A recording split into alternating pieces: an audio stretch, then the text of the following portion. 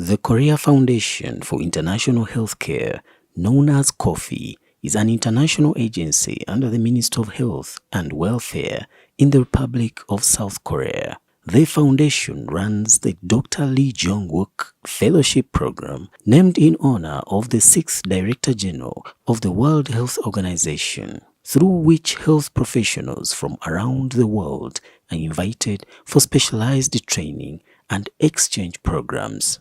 This program basically embrace and invite the healthcare professional of the partner countries like Uganda to Korea for the invitational training in the clinical course or the biomedical engineering and health policy and many more. We've been supporting our partner countries including Uganda to achieve the universal health coverage in this country. So we've been supporting the project in emergency medical service and also community health workers and also the cervical cancer screening and the infectious disease surveillance and responding and detect project and many more. Dr. Lee Jong-wook Fellowship Program definitely aims to build capacities of our healthcare personnel in low and middle income countries through a comprehensive training and education.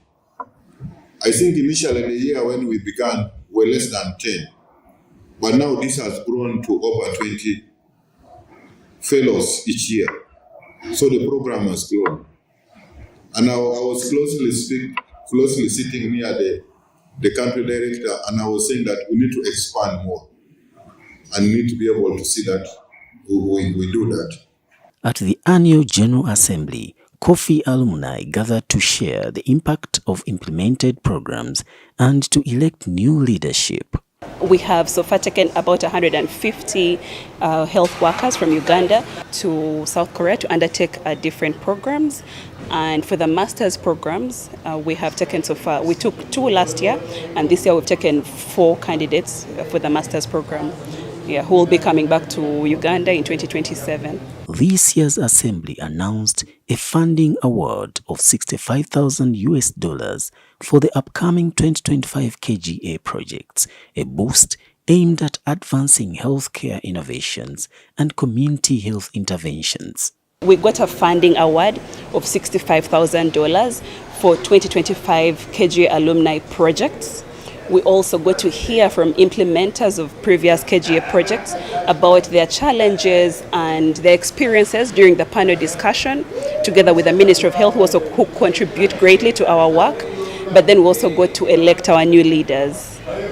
So far, 7 projects have been successfully implemented by KOFIH alumni, including Uganda's own Trauma Assessment and Treatment Algorithm project known as TUTATA, a homegrown initiative designed to improve emergency response and trauma care systems. In this project, the focus was on capacity building for emergency medical services and also procurement of equipment.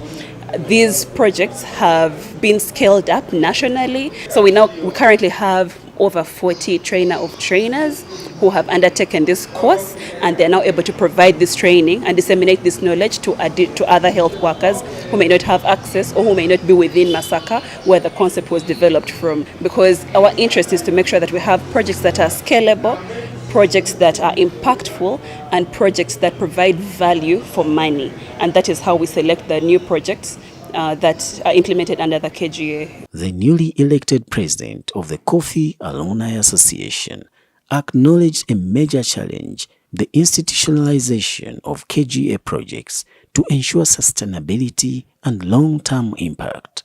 I will take it upon myself to coordinate, especially with the key stakeholders, that is the Ministry of Health, with the various departments within the ministry, so that they can be able to own most of these activities. For example, for TUTATA, the Uganda Trauma Assessment and Treatment Algorithm, the EMS department is going to take ownership of it, and for us, the technical people, will now be able to enroll, get out there and train all the health workers in Uganda so that we can cut preventable deaths from trauma from the current 60% to less than 10% by 2040. The Korea Foundation for International Healthcare continues to strengthen its partnership with Uganda and other nations, empowering professionals and transforming health systems through knowledge, innovation, and collaboration.